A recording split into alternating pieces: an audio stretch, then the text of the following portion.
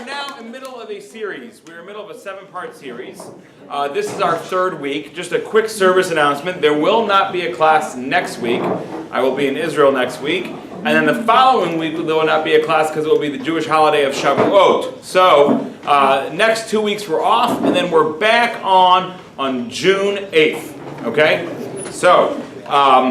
So next week, maybe do a crocheting class or something in my absence, whatever it is. Okay, so we are in the middle of a 7-part series. The first week was an introduction. And the series is called Jattitude, the sort of 6 most fundamental attitudes in Jewish life towards creating a vibrant and meaningful life. So the first week was an introduction where we talked about what the Sheish Mitzvos Tamidios mean. What does it mean when we have 6 constant mitzvos? It does not mean that we are expected to think on 6 tracks at the same time, considering all the 6 mitzvos at all the same time. However, it is 6 attitudes, 6 perceptions that we take with us for life that governs the way we act. And last week we spoke about the first one, which was Emunah B'Hashem, faith in God, and how the corollary of that is living our life with a sense of purpose. If God created this world, He created it for a purpose, and how we develop that sense of faith and how we develop our living in concert with purpose. Today we get to the second of the 6 mitzvos tamidios, and that is Shelo na'amin elokus bilti Hashem levado. We should not believe in any other God other than God alone. Now, I just have to tell you, next week, which will be June 8th, right? Yeah.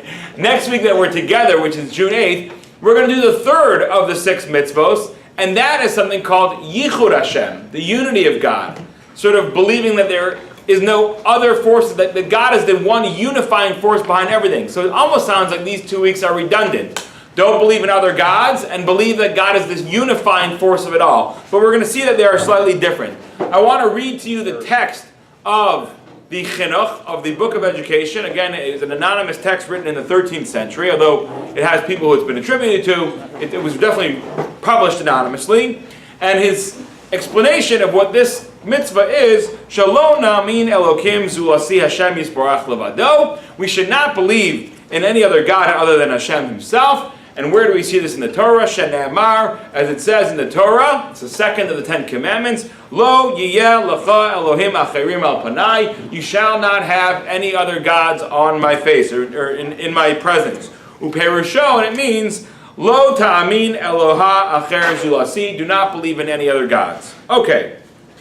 Now idolatry, which is the other gods, is perhaps the prohibition spoken about most in the entire Torah. And we know that back in the day, idolatry was rife throughout the world, right? And today it still is in certain more Eastern cultures where they still today bow down to gods. Excuse me. There are Buddhas that are bowed down to. There are all sorts of Hindu idols that are bowed down to and brought sacrifices to.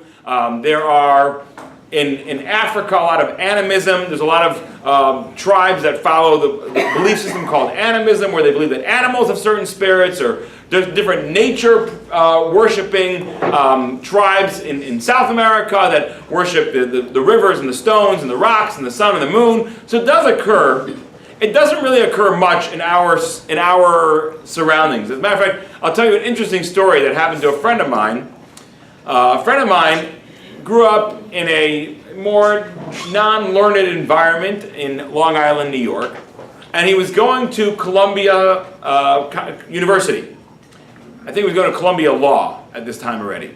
And he was going to Columbia Law, and there was this rabbi who I'm very friendly with, Rabbi Moshe Green, who was giving a class, a regular weekly class at a really cool loft somewhere in Soho. There was a guy there who really liked the rabbi and felt like the rabbi was bringing a lot of meaning. So he used to give a class in this really cool loft in Soho. And my buddy, whose name was Adam, used to go every single week to this class. His name was Adam Katz. And he used to go to this class. And at one point, the rabbi just kept mentioning, he would go over the parsha, and he kept mentioning, don't serve idols, don't serve idols, don't serve idols. And I'm sorry, by the way, he was not in Columbia Law, he was in Columbia Undergrad. and you'll see why that comes out. Because one day, my buddy walks out of this class, and he's like, you know what, this rabbi is nuts. All day long, he just sits there talking about not serving idols. I don't know anybody who serves idols. What do you mean serve idols? You know what, I'm done with this rabbi. Like, I'm not going back. He's clearly lost in the past somewhere. Okay. He goes home. Now, he lived again in Long Island in a more wealthy type of community. And he had a friend of his who was in his class in Columbia. They were taking a math class. Yeah, that's how I realized it was not a law school. It must have been undergrad. They were taking some sort of math class. And this guy was an Indian, from India, and he was from a very wealthy family. And they also lived out on the island. And he calls up my buddy, and they say, hey, you know, we got a final coming up. Do you want to study? You come to my house. We'll study a little bit for the math final. He said, sure, all right. You know, he lived 10 minutes away. So he drives over to the house, big, beautiful, beautiful house. And they come into the house, and he says, hey, you want me to give you the $5 tour? You know, sure, yeah, give me a 5-minute tour, whatever it is. So he's just taking him around the house. It's a beautiful, beautiful house, huge, and they're going from room to room, the family room, the living room, and the kitchen, and downstairs they got a huge game room, and it's beautiful. And then finally he takes him upstairs, and he takes him into this room, and he says, and this is our home temple. Yeah, now this guy was a devout Hindu. And they walk into the home temple, and the entire home temple is covered, like walls of idols. Walls and walls of idols. And then in the middle of the home temple, there's this large, like, it's almost like a replica of a temple that probably is in India somewhere. But it's like large, and it's gold. It's all like, you know, gold leaf covered, in like real gold leaf. And in front of the temple is this cow. Now you remember that the Hindus worship the cow, right? That's why the Hindus don't eat any beef, right? It almost created a war when they were finding out that the Indians, the English were greasing the bullets they had to chew on with. It's a whole story. It's a fascinating story with grease from animals, and they got so angry, you're making us violate our religion. So they don't eat any beef, and because they worship the cow. And there in front of the temple in this house is like sort of this like kind of cow, like a bull or whatever, and he's sort of lying there. And it's a statue of a bull, kind of just lying there, relaxed, chilled out.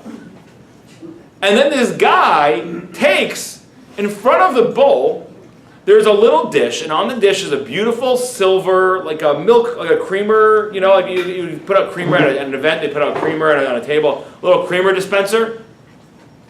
And the guy takes the creamer, or the milk, and he pours a little bit into like another dish in front of the cow. And he says to my buddy, here, Adam, do this. It's for good luck. We'll do well on the test tomorrow. And he's thinking, this is crazy. Here I just walked out of this rabbi. I'm like, I'm never going back to him. This is absurd. What is idol worship? I don't even know anybody who serves idols. And today I'm being asked to serve an idol. Literally, what is it to pour milk in front of a god and deity is idol worship? He said, I'm going back to the rabbi. Anyway, today he's a rabbi. That's how all those stories end. They're not always, but often. But it's a true story. So, but the bottom line is, that's a story that happened to Adam Katz. By raise of hand, how many people have ever been asked to worship a god? Like serve Bob? No, nobody here. So it seems like this is the most frequently spoken about mitzvah in the Torah, or prohibition in the Torah. Don't serve other gods. Again and again and again and again and again. God says, don't serve other gods. Don't serve other gods. You shall not have other gods. And again and again and again. But no one's ever asked me. Now, for example, when I traveled, I've been in Shanghai, and there's beautiful Buddhist temples, and I had to steer clear of them. I would not go to them, because that would be going to a house of idol worship. But okay, but I've never been asked to serve a foreign god. So how does Christianity?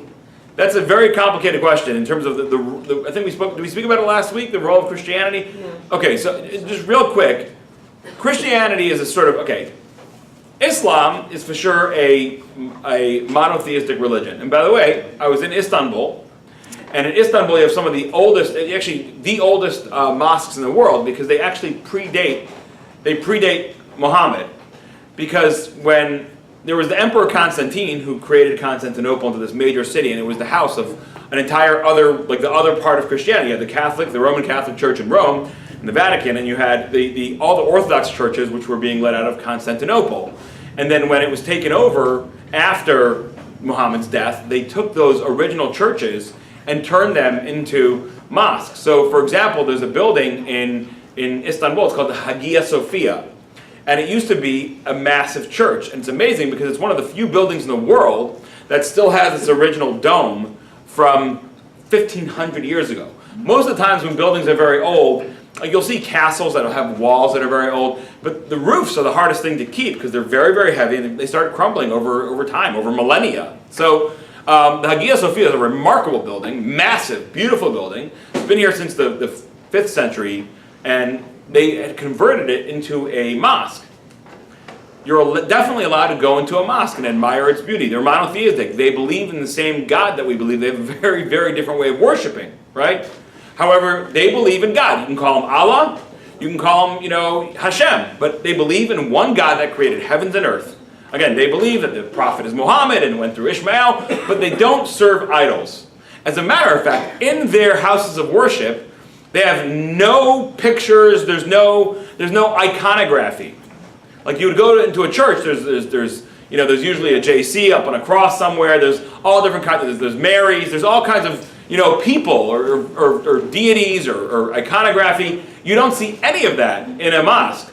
You see the most sort of the very beautiful architecture and very beautiful design, and there's a lot of very beautiful calligraphy. Calligraphy was a big part of the Muslim Golden Age. It was huge in the Golden Age. And you see these beautiful sort of calligraphy stations all over the mosque. It's a beautiful mosque. So I went to that one. I went to a few very, very nice mosques. So in terms of traveling, mosques are definitely okay. Again, a lot of those places, though, are going to be a little more dangerous today. I would not go to Istanbul and chill out the same way I did many years ago. Ever since Erdogan took over and is becoming more and more of a radical Islamist country, I would not go there and have the same sort of relaxed vacation that I had in 2000, whatever year it was. It was many years ago.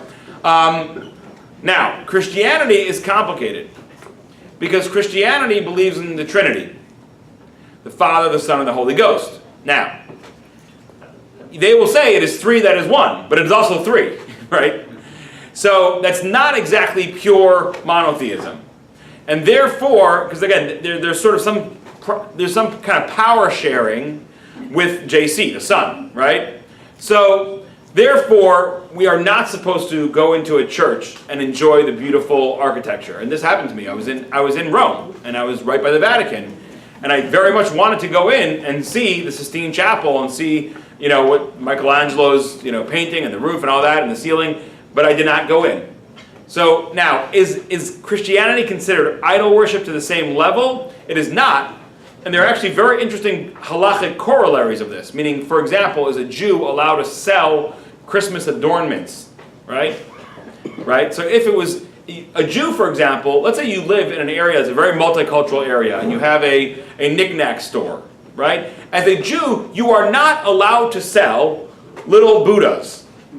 Right? Although that would be bought. If you lived in an area, there was a lot of different immigrants. I spent Pesach in Boston, and the area I was very multicultural, people from all over the world.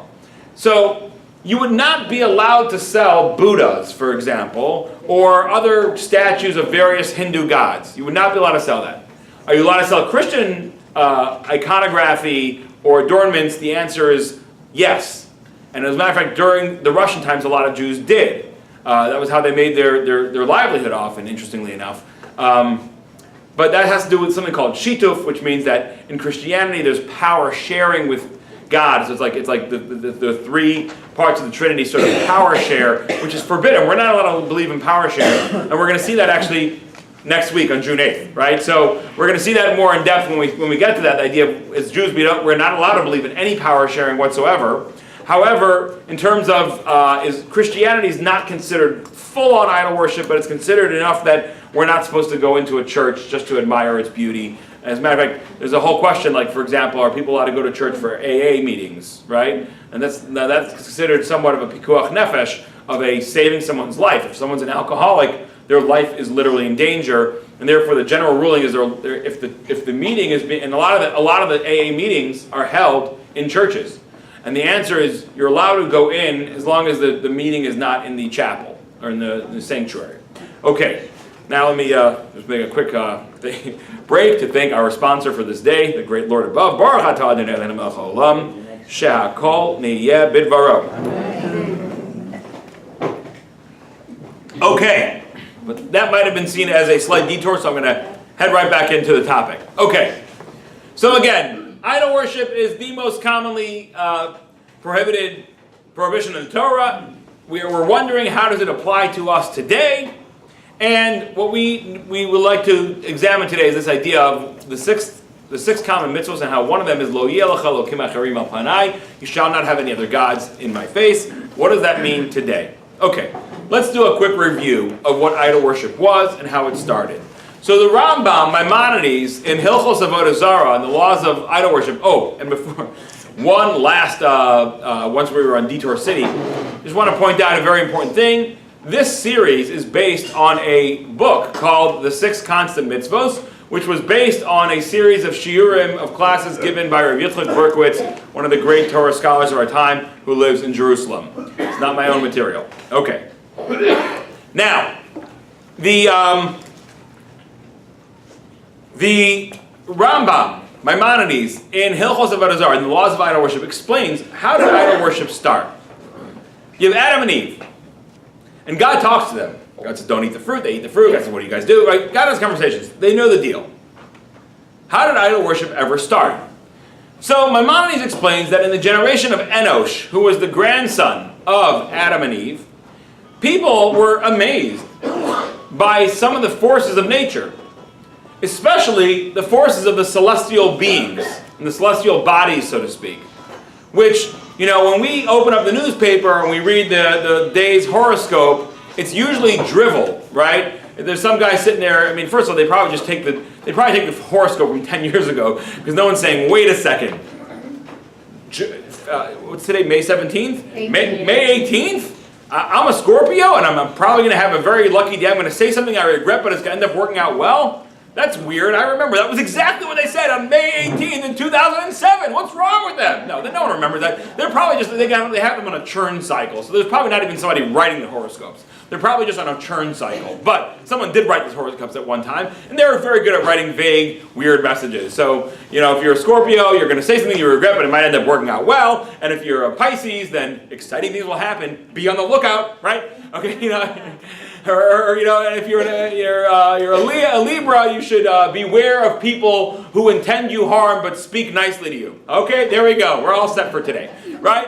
So that's drivel. However, there really are, meaning there is a system that when people understand the celestial bodies properly, there is Hashem sort of, we call them the Kochavim and Mazalos, the stars and the Mazalos, the constellations. Now you notice the word mazalos, which means constellation, is the same word as mazel tov, which means, right? What does mazel tov mean? What does mazel tov mean? Good luck. That's not really what it means, right? Because then it would be called the stars and the good and the luck. No, it's called the stars and the constellations. Why are the constellations called mazalos, and why do we say to people mazel tov? The idea is that when God set up the world in a way where, you have to remember, God is entirely non-physical, and we are very, very physical, right? Like, you know, we can bang on this little stender here, and it's real, and it's very, very physical. How does all that physical stuff come through a non-physical God? So there's a system, a flow, so to speak, of where God uses channels to bring down energies to the world. And a lot of them are actually very, very in touch with the constellations. And one who has the proper ability to read the constellations, to understand what's going on, can really see some real powerful things. When we say mazel tov to somebody, we're saying that the person should be born under a good, godly flow. Now, of course, we as Jews believe that we are not bound by our mazel, which means I could be born under a flow that dictates anger, and I can overcome my anger. I can be born under a flow that dictates wealth, and I can end up becoming poor, or be born under a flow that usually creates wealth, and I could be, poverty, and I could be rich. We are not bound by our flow, but there is a real concept that there is something there. So mankind is sitting there, they're studying the skies, they're studying all these amazing things of nature. And they realize that God created all those things, right? God utilizes sort of the constellations and the various forms of nature to bring down different things to our world. And remember, this is an agrarian society. They are entirely dependent on the rain, on the various natural cycles, and they're much more clued into them than we are today. because that's their every day and every night. And they say, God created these amazing servants. It's normally the desire of the king that people give respect to his ministers, right? Imagine the king sends, the king sends a minister to come to our town to talk to us about the new tax structure, to talk to us about governance or whatever it is, and we make a big town hall meeting. And the king's minister walks in, and as soon as the king's minister walks in, we all start saying, boo, boo! That would be a slap in the face of the king. The king would be very, very disappointed with us. Right? The king wants us to show honor and accord to his ministers. So in the same way, people were saying, we should show honor and respect to all these forces of nature that God has created to hook us up. Those are God's ministers, so to speak. So they started showing respect to the stars and the constellations, and eventually they started building temples to those stars and those constellations. And eventually they started losing the track of that these are ministers and thinking that they could actually get things. And the reality was they could.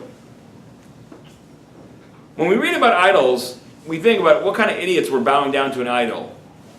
But the reality is that we believe as Jews that there was the ability to access certain things through idol worship. We have a concept spoken about by King Solomon. King Solomon says, Zeh le'umas zeh bara Elokim. This, parallel to this, God created. So it means that every force of good in the world has a counterpart force of evil. That's how we have free will, right? If God only created good and all kinds of good choices and no evil, we would have no reward in this world, we would have no value in this world, we would have no meaning. The meaning of life is to struggle to do what's right. So we have to be faced with real challenges, and that's because God created parallels. God created good and bad, and both of them look good sometimes. As a matter of fact, sometimes the good looks bad and the bad looks good, which makes me into a really good person if I choose right over wrong. Okay, so if there are the abilities to perform miracles, and there are the abilities, and we see God perform miracles with the 10 plagues and the splitting of the sea, and besides for that, the Talmud describes all the miracles that occurred on a regular basis in the temple. There was 10 miracles. The smoke always went straight up. There was never a fly when they were cutting up all the meat. You had all these animals that were being cut up. There was never a single fly seen there. There was various miracles that occurred on a regular basis. The various prophets performed miracles. If there is the ability to perform miracles for the good, there's also the ability to perform miracles for the bad. What we would call almost like some sort of black magic. Now, that existed. And people had learned how to manipulate and create outcomes they wanted using this sort of negative force. And they would attach it to the various practices they were bowing down to or serving. So, meaning, if I know how to use, let's say I've got this formula for creating some sort of, reality in this world. Rain will come down. And then I sort of attach it. Well, I'm at this temple and I'm serving the god of the water. Why don't I sort of use this location to perform my little black magic situation, and then the rain comes down. Now, of course, we don't have that black magic today because we don't have those miracles today either. At a certain point in the story of the Jewish people's history, after the rebuilding of the second temple, we came to God and said, enough with this idol worship. It's not working out for us. You gave us idol worship. We understand why you gave us this, because we are struggling with it. And if we beat it, we become really good, right? This is the one thing you prohibited in the Torah again and again and again. It's a massive struggle. And if we overcome that struggle, we're very great for it. We're rewarded for it. But it's not working, God. We're failing. We lost our first temple to idol worship, and now we built our second. We're going to lose this one too. And they begged God to take away the desire for idol worship. This story is brought in the Talmud in a few different places. And basically the entire leadership of the Jewish people fasted for 3 days and prayed to God, begging him, please take away this desire, this incredible pull towards idol worship. And at the end, God granted them that wish. However, remember, this, parallel to this, God created. Once we lost our ability for idol worship, we also lost all the open miracles. We lost our prophets. There was no more prophets after that. The prophets ended at the beginning of the Second Temple era. So there was a sort of a trade-off. And that's why today we don't have this incredible desire. But back then it was there. It was real. And you were able to bring down the rain by using some sort of illicit formula. I think the best description for understanding idol worship is, it was told over by Rav Moshe Shapiro of blessed memory, one of the great sages who just passed away very recently in the last few months. And he said the following example. If you want to understand what idol worship was, it was like this. I go to Saks Fifth Avenue, right? Because that's generally where I shop, of course. I go to Saks Fifth Avenue, and I'm just window shopping, you know. And I'm trying on the suit. There's a suit there. You know, the rabbi likes a nice suit, you know. So there's a suit over there. It's this beautiful, beautiful Biryoni suit. And I try it on. First of all, the material is just, it's like butter. It's like butter. And the way it drapes itself over my body, it's like amazing. It's like, wow, this looks good. I'm like, this. If I wear this suit, I'm king. At least for a day, at least when I wear the suit. And then I look at the price tag. And I have a small mini heart attack. Because the price tag says $5,700. Right? It's a Biryoni suit made of some sort of wool that's sheared from the underbelly of some kind of very, very rare goat who lives on the Mongolian steppe, you know, whatever. Right? Who knows what, right? Vicuna. Right? There's a material called Vicuna. Ridiculous expensive materials. Right? So I put on this suit, and it's so nice, but it's $5,700. I don't have $5,700 to pay for a suit. But I really want the suit. So I think, how can I get this? Okay, so I got an idea. There's a guy working over there, the guy who always annoyingly comes over and says, can I help you? Are you sure? You need anything? No, I'm good, buddy. That guy, what does he make an hour? I don't know. If you're working in Saks in the fine like menswear part and you get some sort of commission, you're probably making, I don't know, maybe $40,000, $50,000 a year with commissions and all that, especially if you do well as a salesperson. You have your own private clients who come in and you save them the right stuff and they spend a lot of money and you get a little cut. Maybe $40,000, $50,000 if they're lucky. So let's even assume he's making $50,000 a year. He's making $1,000 a week, right? So I call him over. I'm like, hey, Bob. I'm like, listen, I need this suit. I need this suit. I can't afford this suit. But what I do have in my pocket right here is a stack of 10 Benjamins. And they have your name on them. They have got your name on them. Benjamins are $100 bills. They have Benjamin Franklin on them, right? I've got a stack of Benjamins right here. I've got a stack of $100 bills. And they've got your name on it. I want to give you this money. So here's my recommendation. Why don't we try this out for size? I'm going to go out back behind Saks where the dumpsters are. And maybe you, Bob, will go out for a cigarette break. And while you're out, you'll do a favor, everybody. You'll throw out the trash. And maybe you'll happen to, by mistake, have put this Biryoni suit in the trash bag. And then it works out really well for everybody, right? I get my suit. You get $1,000 cash, no tax, no problems, and we're all good. And Bob thinks about it for a moment. He says, you know what? That is a brilliant idea. I'll see you later, but I think I'm going to go for a cigarette break in about 10 minutes. So I circle around the back of the store. 10 minutes later, Bob comes out. Of course, there's a camera, so he's whatever. You know, he's kind of smoking. He just throws out the trash and whatever. Goes back in. I wait a little while. I sort of surreptitiously get into the dump, grab the bag, and run. Okay? Got my suit. I got what I wanted. Right? What's the problem? I didn't pay the owner. I didn't pay the owner. So let's go back now to 5,000 years ago. There's a drought. There's a drought outside. And I am a farmer, as most people were back then. And if we don't get water soon, my kids are going to face some serious hunger, as well as myself. And I happen to know that if I go into that temple over there and I rattle a few things around or whatever I use, whatever sort of powers that I use, idol worship powers that I use, the rain is likely to come. What's so wrong with me doing that? I'm just trying to save my kids.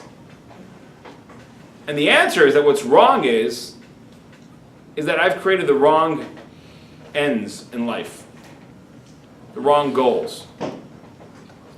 If the goal in life is my financial success, if the goal in life is my nice suit, then I will use any means to get what I want. If the goal in life is me being an upright person who has a relationship with my Creator, is appreciative to my Creator for what He gave me, reaches out to my Creator for what I cannot afford or cannot get a hold of, so to speak, then I cannot use this mean. Yes, I could get the rain by going into the temple and paying the guy off $1,000 cash. But that's not right. That ends up compromising who I am as a person. If the goal is the money, if the goal is the success, then I'll do whatever I got to do to get it, even through somewhat nefarious means. If the goal is me developing myself into a divine being, the way I do that is then I got to go to Saks, not to the Bob. I got to deal with Saks, and I may not be able to afford this coat, the suit right now. And I may go to Saks and say, hey, what should I do? And they say, listen, buddy, you're going to have to buy that suit over here.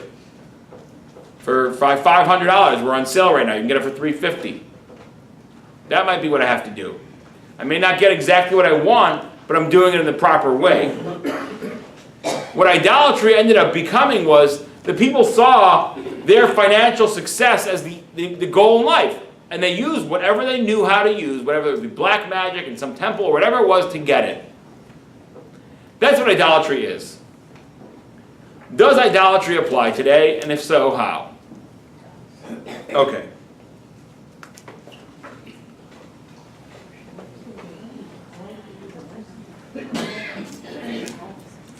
What is today something that is that is pursued by most of society? What do we pursue today? Money. Technology. And what's the goal? Why do I want money? To buy things. And what kind of things do I want to buy? Expensive things. Okay, so there's status, right? That's status. Now you, of course, you got it right. You want to give tzedakah, so you want your money. And by the way, it's much less likely that someone's going to be stealing money if it's only to give it back to tzedakah, right? So you're on the right path. You're good. But the rest of us here, unfortunately, right? So we like to buy things that convey us status, expensive things, right? The right seals on our clothing, there's certain clothing that comes with a special mark that says I'm important, right? Take care of our family. You're on the right track. Taking care of your family, giving tzedakah. And you need to speak to the rest of the world. There's another thing, though. Let's talk about another thing that we like. Comfort. We love comfort. Meaning, let's say we're not buying status items. We often are buying comfort. We're buying comfort when we pay for help to come and do a lot of the tasks that our grandparents probably did themselves, whether it be cleaning our houses, mowing our lawn, right? Doing our laundry, or and so on and so forth. So many things that we now pay for other people to do for us, or technological things. Someone here said technology. There we go. So technology, a lot of times, what technology does is just makes our life very, very comfortable. So it used to be that if I wanted to make, dinner, I was making the pasta myself, and it took a long time to make. And today, we live in what I love to call, you've heard this probably from me before, we live in the world of boxes, right?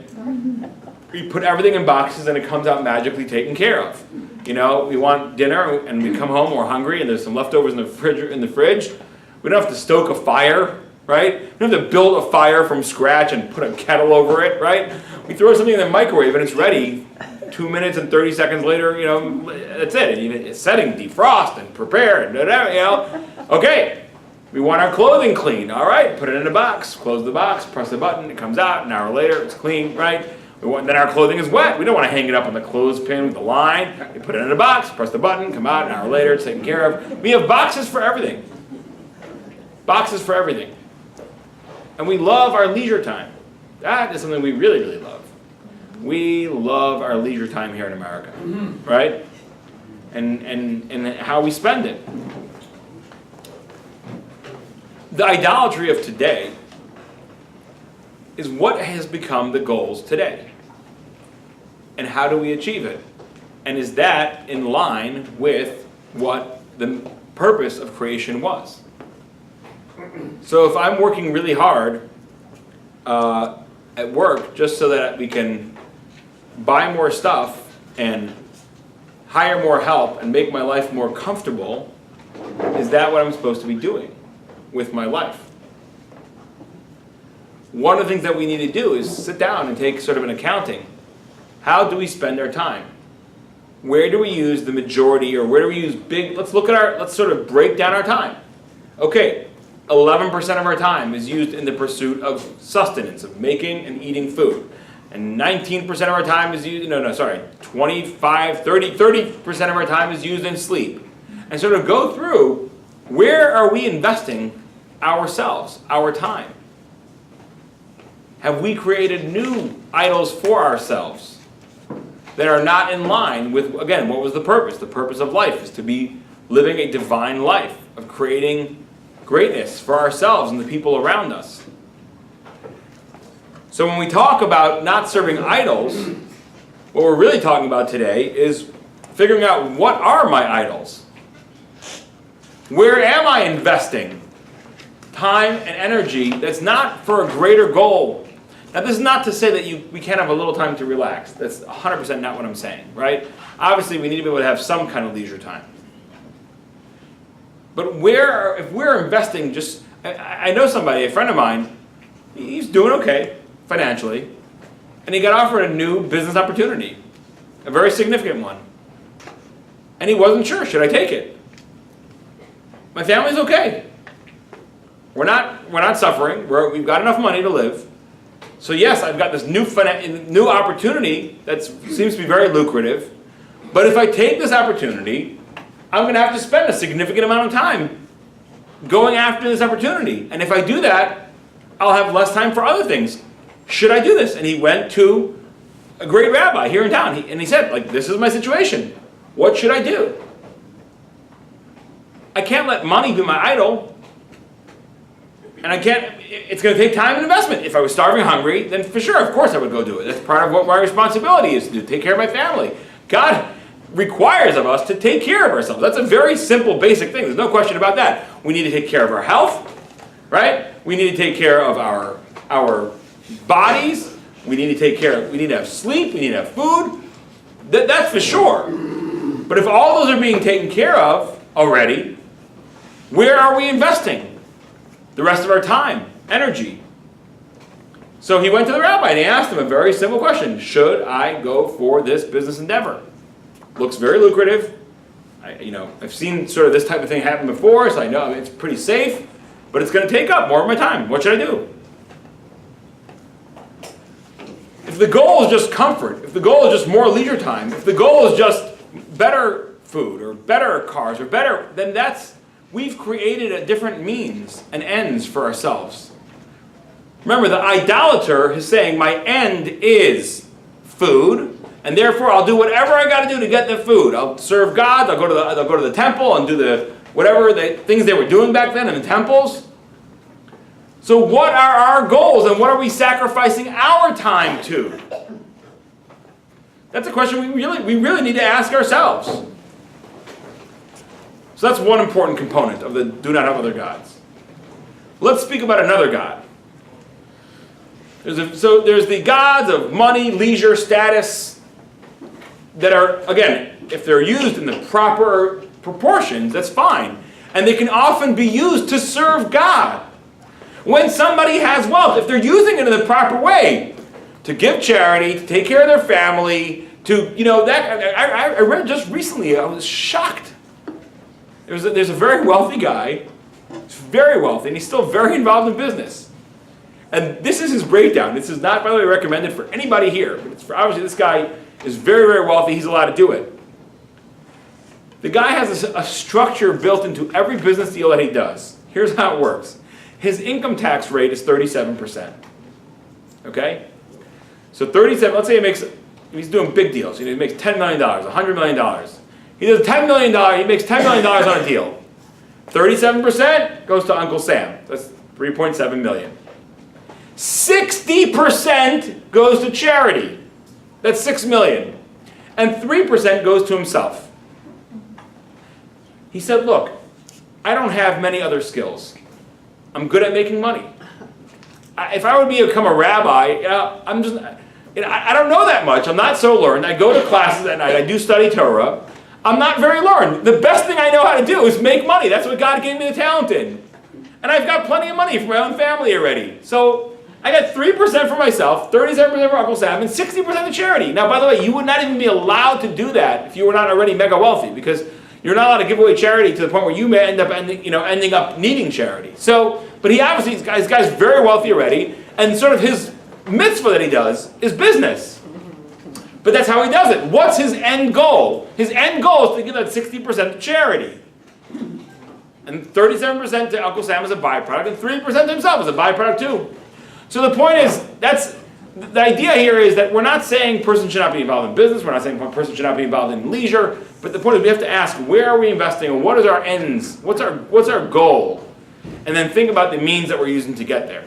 Okay, another idol. This one's a very, very common idol. There's the idol called I can't. There are many people who worship at the I can't temple. Right? I can't. No. You know what? I can't reconcile with my sister. We've been fighting for years. It's not going to happen. I can't. I can't give more charity. I don't know what's going to happen in the future. I can't make blessings. I keep forgetting. I can't. That's an idol too. That's something we worship as well. Because it gives us what our again, it goes back to what our goals are. If your goal is comfort, right? So there's different kinds of idols that you can worship to get there. And if my goal is comfort and sort of just kind of towing the line, staying the course, the idol of I can't creates an incredible temple for me to be very comfortable with where I am. Because anytime I'm being called upon to make any change in any of my choices, I can't. There was a recent story. I found it fascinating. There's a billionaire real estate investor in Australia. His name is Tim Gurner. He's a billionaire real estate mogul. And they were interviewing him on the Australian version of 60 Minutes. And they were asking him something about millennials. So he said millennials, he says, look, when I was trying to find my first house, so he's a real estate mogul, when I was trying to buy my first property, I wasn't buying $19 smashed avocado toast sandwiches and buying $4 coffees at Starbucks. He's saying the spending habits of millennials are pricing them out of the market to buy a house.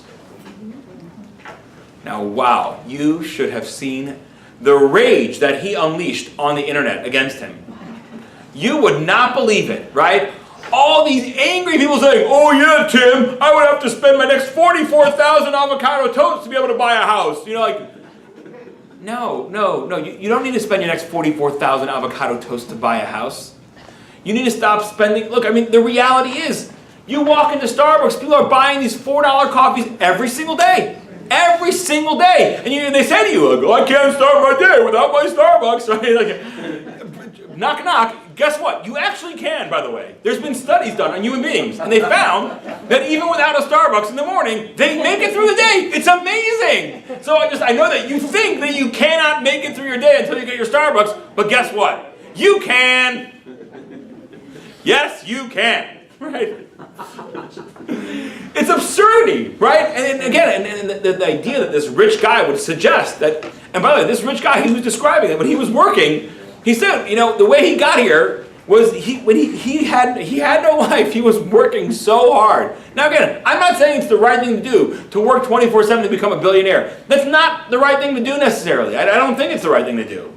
But the point is, that all this anger against him, you scream about income inequality, but you don't want to do what he did, right? And I can't start my day without I can't start my day without a Starbucks. Okay? Then you probably won't. One day you'll be saying, I can't afford a house. You're right, you can't afford a house because you made those choices that you're going to be buying Starbucks and $12 avocado toast every day, and you go out to lunch every day. I mean, you should know, someone was telling me recently, that he speaks with a lot of people, younger people, and a lot of times they complain to him of their wage levels, and it's true. I'm not saying wage levels are great today. There's probably better times in America to be a worker. But he says, these people that are coming and complaining to me every single day, they walk in the morning with a Starbucks, and every single day, this is like in a business setting, every single day, come lunchtime, they walk across the street to this restaurant or that restaurant, $12 a day. But yeah, there's a book called The Millionaire Next Door. It says the most commonly owned car by a millionaire in America is not a BMW, it's not a Porsche, it's a Camry. Because the most common millionaire in America, and it's actually very, very common, are people who just live within their means and saved money and didn't spend recklessly and didn't buy a Starbucks every day. We almost think it's a right. This whole I can't movement, it's an idol. And it's a great idol to serve if your end goal is comfort. Because then I don't want to change my lifestyle habits. I don't want to say, you know what, Tim Gurner, this guy made $1 billion. Maybe he's got some wisdom. Maybe I should stop buying $12 avocado toast for lunch and $4 Starbucks for breakfast. Right? Maybe I should make my coffee in the morning at home. I make my coffee in the morning at home, by the way. I love my coffee. I can't start my day without my coffee, by the way. I can't. But, and I don't have plain coffee, right? Certain people like their coffee black, right? I like my coffee I'm like, you load it up with flavors and creamers. My coffee is coffee, and it's Splenda, and it's milk, and it's flavored creamer. I'm all in. I want to be treated in the morning, to a delight, right? But I calculated. You count 4 packets of Splenda. What does a packet of Splenda cost? I actually made the calculation. 2 teaspoons of coffee. I get the big Taster's Choice. What does it cost? And my coffee is delicious. What does it cost me? About 47 cents. That same coffee in Starbucks, $4.50, right? Anyway, so another idol that we often worship is the idol of I can't.